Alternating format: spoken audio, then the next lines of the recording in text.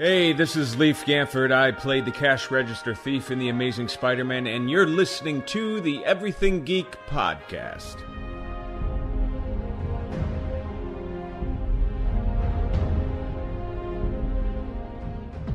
Hey, this is Rich McDonald, and I play Commander David Mason on Call of Duty Black Ops 2. And you're listening to Everything Geek Podcast.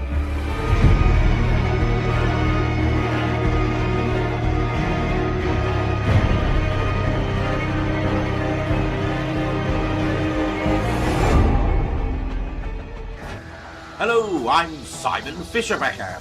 You probably know me better as Dorian Moldovar from Doctor Who, or the Fat Friar from Harry Potter. And this is Everything Geek Podcast. Your attention, masters, mistresses. All systems functional for the Everything Geek Podcast.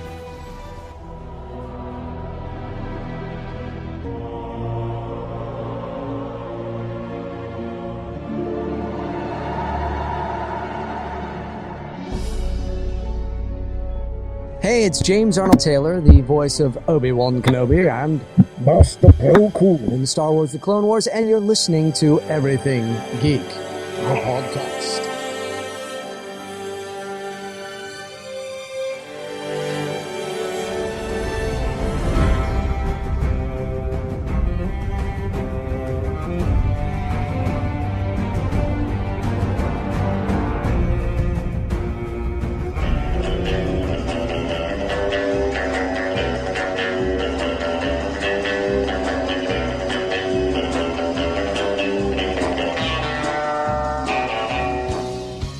Face it, Tiger.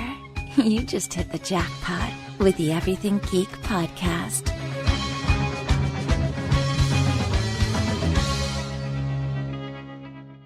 Hello everyone, you're listening to the Everything Geek Podcast. I'm your host Ruari, and joining me today is a very special guest. We have actor Jonathan Silver, best known as the voice of Alain in Pokémon. So great, how are you man. today, How are you? Jonathan? It's a pleasure to have you on the podcast. So, getting right into my questions, Jonathan, my first question for you is, how did you decide you wanted to become an actor?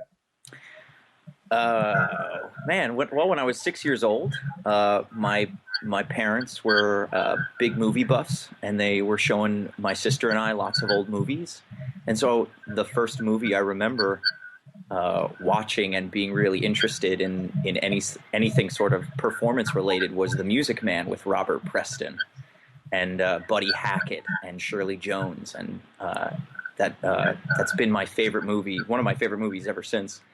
And it totally got me interested to acting and theater and film, and then later on, very recently, voiceover work.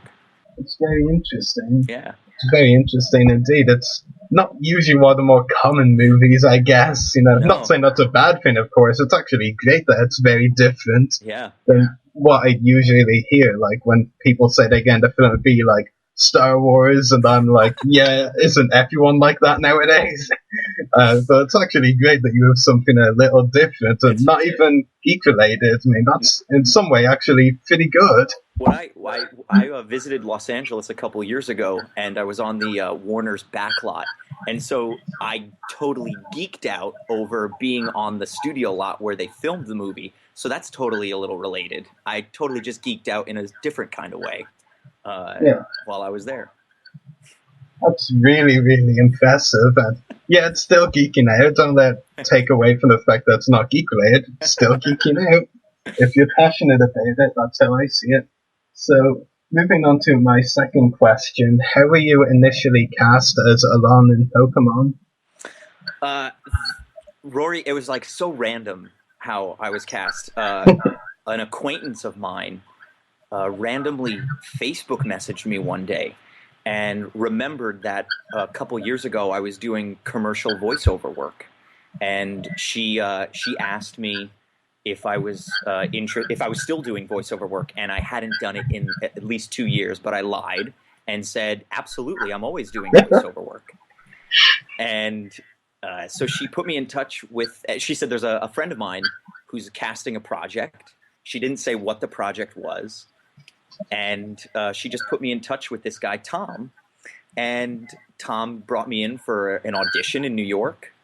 And when I was corresponding with him, I said, could I read a little sides before going in? And he said no. He said, I can't tell you what the project is. But I go in, and it turns out it's Pokemon. And he gives me a couple sides. I scream a couple things. I go through a couple battles.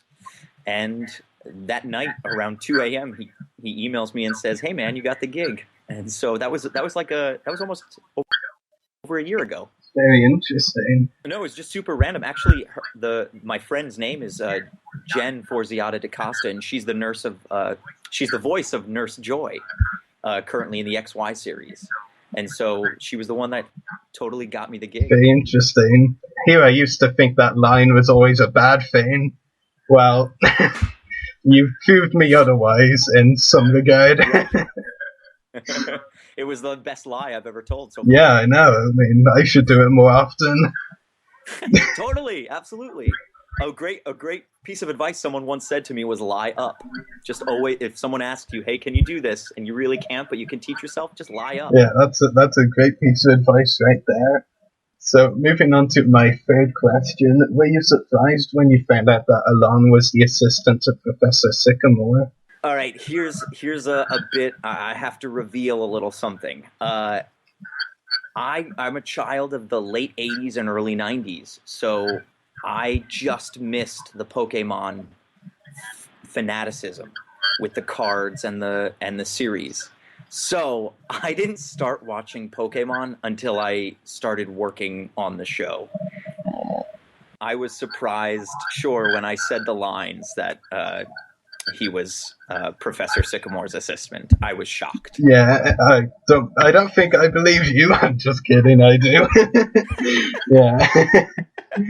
But you know what's actually funny now thinking about it is in the episode in the first Mega Evolution special when Alain says it to Mairin, it's kind of funny because if you weren't too familiar with Pokemon, it would have actually come across very well in your performance of the line, because when Alain says it, he actually says it as if it's no big deal. Like, he just goes, "I was the professor's assistant," and Marin's like, "What?" And he was just like, "Yeah, it's no big deal. I was." Just brush it off, Alain. It's cool. Yeah, exactly. Yeah, exactly. So, in terms of your performance, maybe it was even better that you didn't know who Sycamore was if you didn't. I sometimes think it is, although now what I've learned and taught myself to do is the subtitled version of the episodes are usually posted online before I even go in to record. So now I've been checking them out before going in to record the English dub version, just so that it gives me a better sense of so that I know what I'm not so shocked and surprised with certain elements. That's a good idea. So I think when they changed in the second special, I think when they changed the joke that Mairin was his girlfriend to her being his sidekick, that must have come as a bit of a shock. Like, what? Absolutely. It's funny. It's totally funny that you mention that, because I went deep, and you don't have to go deep, but I went deep into the bowels of the internet to see what people were saying about Alain and what they were saying about the relationship between Alain and Marin.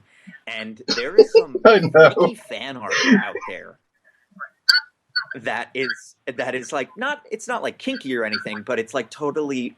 There's my favorite one is Marin giving Alain a kiss on the cheek, and there are hearts coming out from her brain, and Alain's kind of stoic face is like he's just hating this. He just can't stand it in his normal petulant sort of self.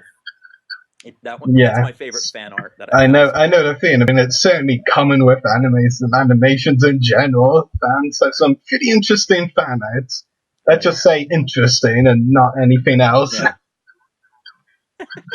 Yeah. We won't go any more into that. Let the viewers and the listeners do their own. It's so funny for me, and now that we mentioned that girlfriend sidekick thing, it's kind of funny because I watched the subtitled version prior to watching the dubbed version too. And it's funny because that I kind of feel like that's a little inconsistent because you can understand Alain's reaction in the subtitle. Like, if someone who's younger than him gets accused of being his girlfriend, he's going to be like, huh? Like he is. I mean, Mairin kind of is his sidekick, and yet he still says huh Totally.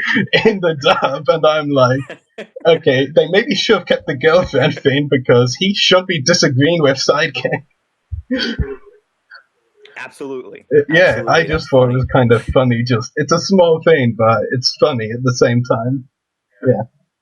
Anyway, so moving on to my fourth question. What is your personal opinion on Alain's goal of beating all of the Mega Evolved Pokemon and standing on top of the summit if you have one?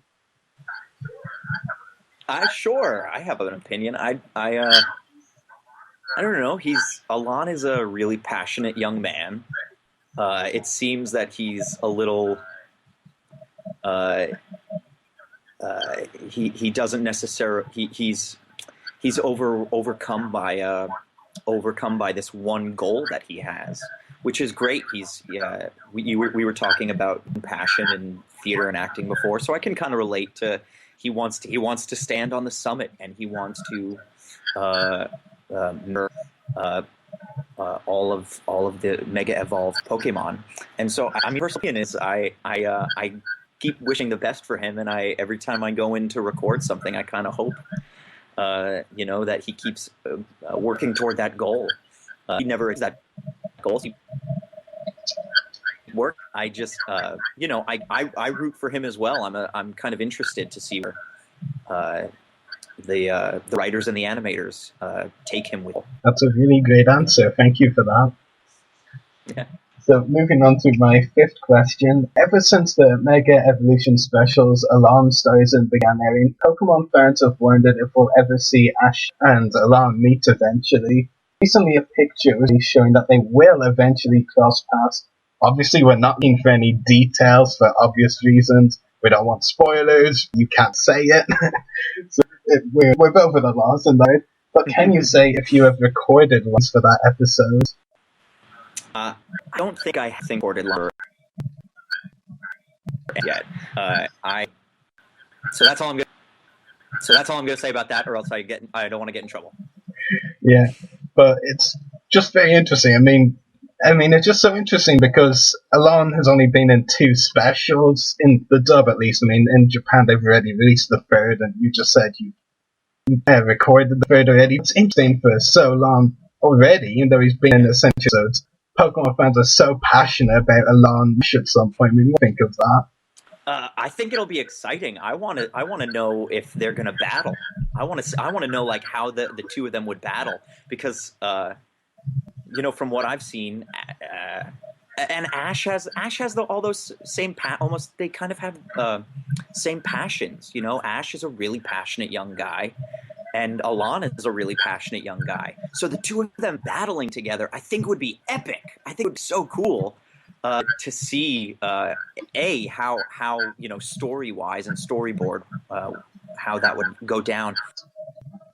Yeah, I definitely agree. I mean, it's just interesting because maybe it'll finally be the push Ash needs to get a Mega Evolved Pokemon of his own. I mean, yeah. So moving on from my 5th question to my next question, what, if anything, can you tease about the 3rd Mega Evolution special, seeing as you said you did record it? I'm just going to say it's absolutely epic. It's awesome. It was definitely the coolest episode I've done so far. I think the one word description I can describe is epic. It's a really great episode. I had like a good time recording that one. That's like the little tease I can give. Epic. Yeah, that's a good way to describe it. Yeah. And it better be epic to describe how I felt after they went back to the Hoenn region and brought back Stephen Stone. Right. Yeah. So let's see if it can get more epic than that. Yeah, I can't wait for people to respond to this 3rd episode. I think people will really dig it. Definitely, I hope they will as well, just as much as you do. Maybe not as much, considering you're actually a part of the show. I just talk about it. Okay, I hope I'll have something good to say about it. Right. Yeah, okay, so Yeah, there we go. So my second last question is, I know that you have both acted and directed in a lot of theatre productions. Can you tell our listeners about some of the theatre productions you've been involved with and which were your favorites to be a part of? Sure, yeah. Well, I actually live in, I don't live in New York. I live in Philadelphia. That's where I make my living as a theater artist. And I grew up outside of New York where we record Pokémon. But I live in Philly now, and so I'm doing a lot of regional work down here, and I work for. I like to direct recently. That's a new passion of mine. I still like to act every once in a while. One of my most recent favorite things that I did was I went back to my old high school, and I directed a version of Romeo and Juliet with rock and roll music that I picked and put into the show. Excuse me. So that was an amazing adventure that I had with the high school students who were completely skeptical of doing Shakespeare. They were really upset with me when they first heard we were going to do a Shakespeare show and not a big, flashy musical theater show. And then 7 to 8 weeks into the process, they were just on board. They loved it. They were great. They made sense of that for young adults, young people, was pretty. It was a moving experience to be a part of. So that was like my last big thing that I feel like I've done that I'm really passionate about. And I just continue to work in Philadelphia and work on some fun projects. I just produced a project 2 nights ago where it was a big gala event and the power went out about 45 minutes before the show, and people paid thousands of dollars to come to this gala event, and we had to quickly on our feet move the entire audience, 350 people, into our shop 2 blocks north and create a stage with a couple of lights and a single microphone and a piano, and we were still able to hold the gala event that honored actually Mr. Stephen Sondheim, who's a composer and musical theater lyricist. It's very interesting, and I'm glad everything worked out and that they got their money's worth in the end. It would have been pretty bad if they didn't sort out the power in some way. Oh man, it was a wild experience, but that, I guess the old adage, the show must go on, absolutely was 120% happening that night. I'm still coming down from that experience and that high feeling of making it happen, and everybody having a unique, memorable experience. So that was fun. Well, congratulations on that. Thanks, man. I still don't know how people weren't on board on Romeo and Juliet from the very beginning, but okay. Because they're like 15, 16, 17-year-olds, man. So they Weren't Romeo and Juliet the same age? Of course they were, but they hear they hear Shakespeare and they think, how are they going to understand the text? And I've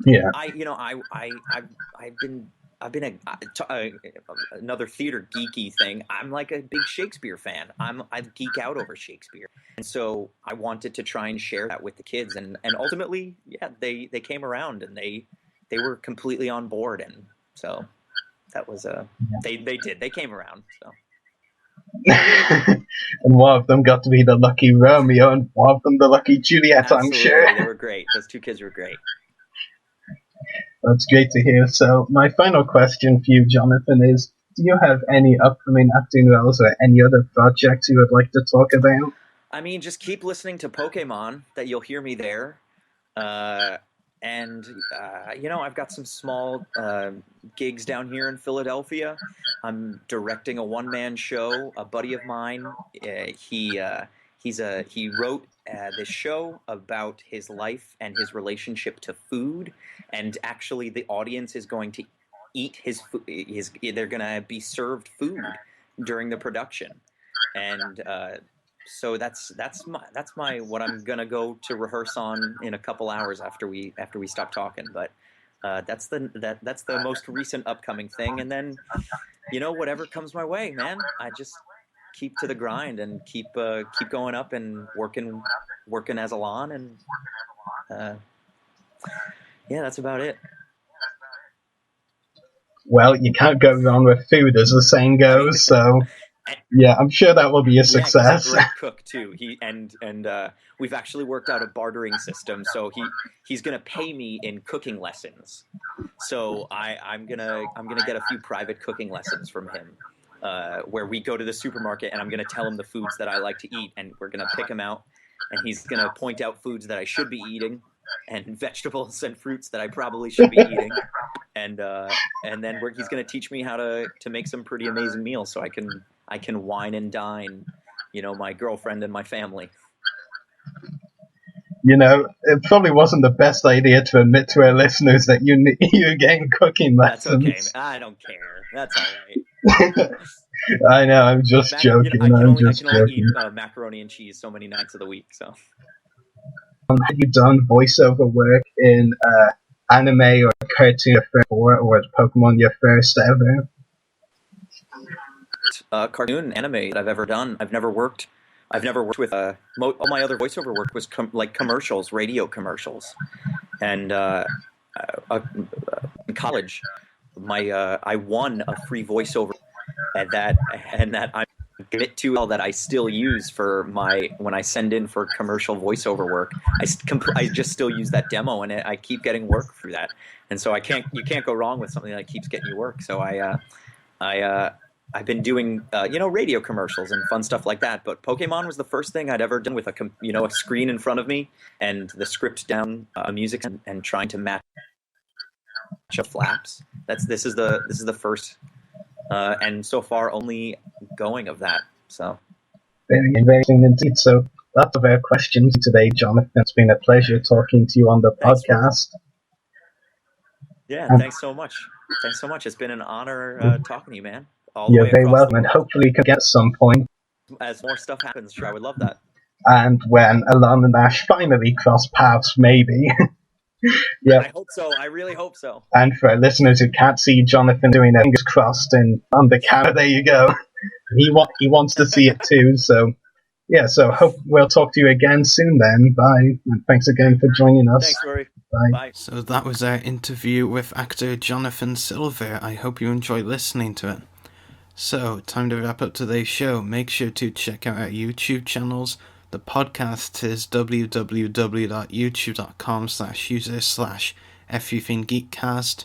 My YouTube channel is www.youtube.com/user/Sephdus Check out our Facebook page, www.facebook.com/everythinggeekpodcast.